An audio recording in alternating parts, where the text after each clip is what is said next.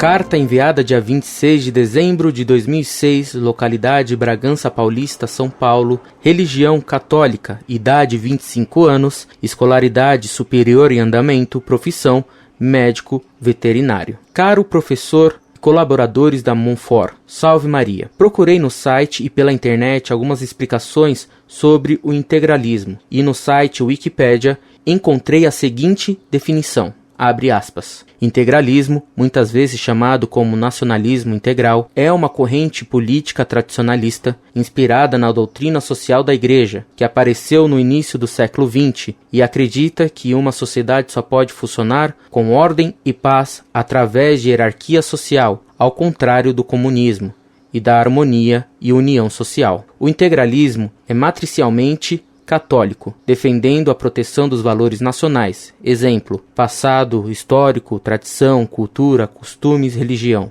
e a cooperação das diferentes classes sociais para atingir a harmonia e a união social. O integralismo defende a liberdade sindical e corporativa e a livre competição entre grupos econômicos e empresas. O integralismo opõe-se à luta de classes e à desordem provocada pelas greves e lockout, sendo também contrário aos sindicatos estatais como forma de resolver os conflitos laborais. Defende o recurso aos tribunais de trabalho e às corporações não controladas pelo Estado. Em Portugal, os seus críticos e adversários procuraram associar muitas vezes as ideias integralistas às da Ação Francesa de Charles Maurras. As ideias integralistas influenciaram muitos políticos, como por exemplo Antônio de Oliveira Salazar, fundador do Estado Novo, Portugal. O integralismo foi também, por vezes, associado ao fascismo, apesar das profundas diferenças nas ideias defendidas.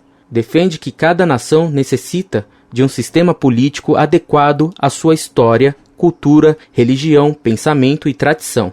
Da propriedade à preservação da cultura local, da tradição, dos costumes e ao desenvolvimento das zonas rurais, como forma de vencer o cosmopolitismo e o monoculturalismo, mas não é contra a globalização. Acreditam que a globalização pode resultar em saudável unidade na diversidade, se for respeitado e promovido o multiculturalismo. O integralismo é profundamente contrário ao modernismo, massificador e uniformizador. Fecha aspas. Gostaria de saber se esta definição é coerente e se o integralismo, alienado do nazismo, como quis Plínio Salgado, ou do fascismo, como quis Getúlio Vargas, poderia ser uma doutrina política adequada para nos livrar do liberalismo? Dentre as formas de governo conhecidas, a monarquia é a melhor opção? Como ficaria a questão da dinastia com tão poucas ou nenhuma monarquia católica no mundo, caso voltássemos à monarquia?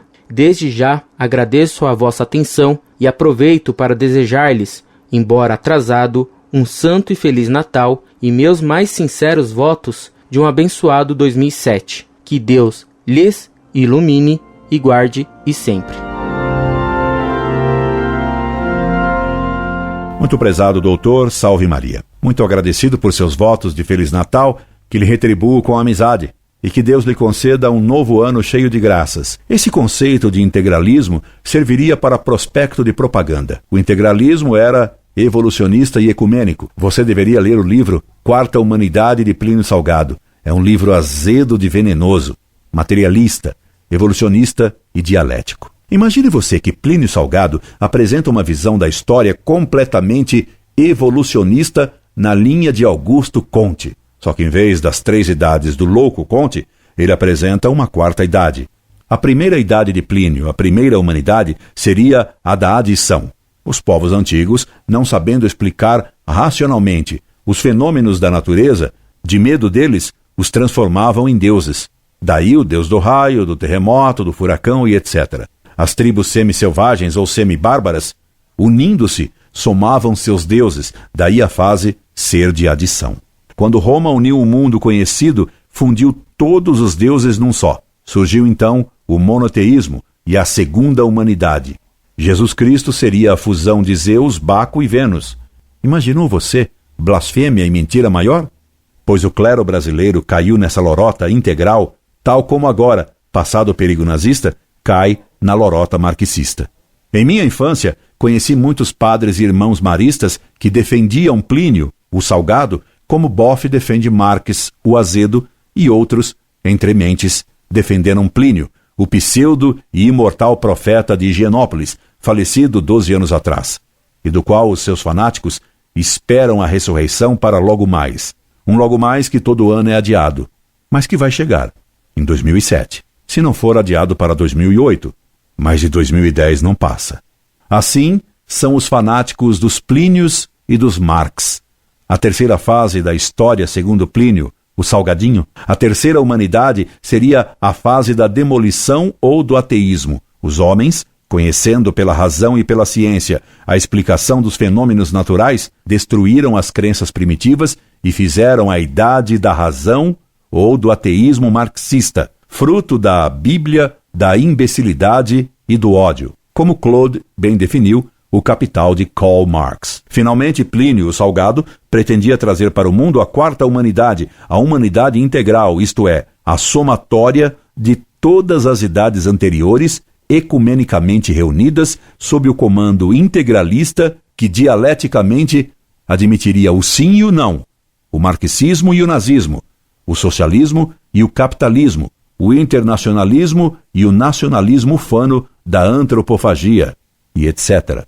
Quanto à religião, Gustavo Barroso, o profeta dessa nova humanidade integral, que diria bom dia à moda indígena, levantando a mão a Laducci e gritando Anauê, como Peri da Ceci, aquele selvagem guarani que Carlos Gomes fez cantar em italiano, garantia que o integralismo se colocava no ponto de convergência de todas as religiões que afirmavam Deus.